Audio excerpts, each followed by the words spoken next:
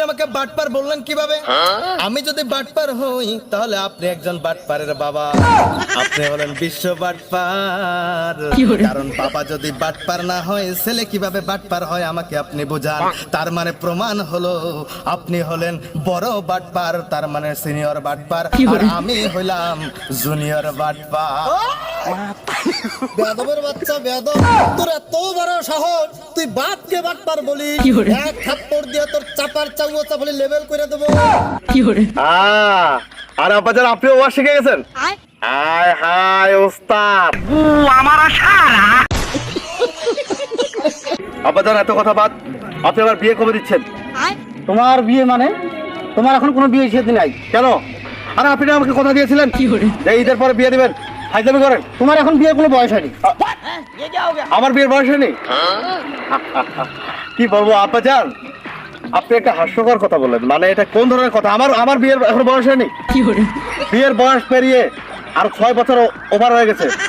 আরে বাবা আমি বুঝতেছিল তুমি তো বিয়ে বিয়ে করতে হচ্ছে, কিন্তু বিয়ের মধ্যে কি এমন রসগোল্লা আছে বিয়ে বিয়ে লাগতেছে? আরে আছে, যার বউ নাই তার জীবনে শান্তি নাই, যার বিয়ে নাই তার কোনো শান্তি নাই।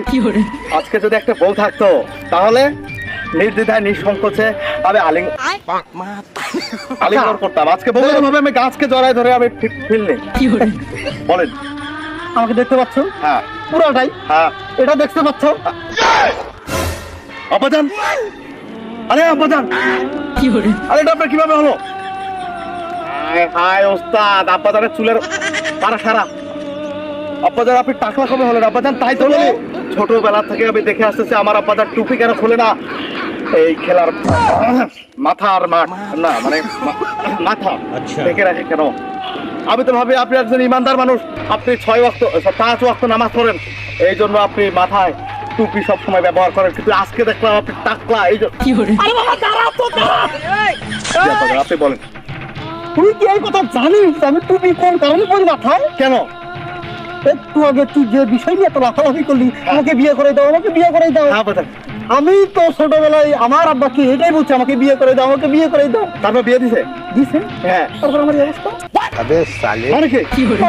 আমারও এই মতো হবে? ও মানে বিয়ে করলেন তো টাকলা হয়ে গেলেন? টাকলা বিষয়টা এমন? হ্যাঁ। আমি বিয়ে করবো না বাবা। কিন্তু আবাদান আমাদের রাতের বেলা ঘুমাতে কষ্ট হয় আবাদান। তোমার জন্য প্রয়োজন করতে আমি 6 কেজি তুলার একটা কোলবালিশ বানাই দেবো।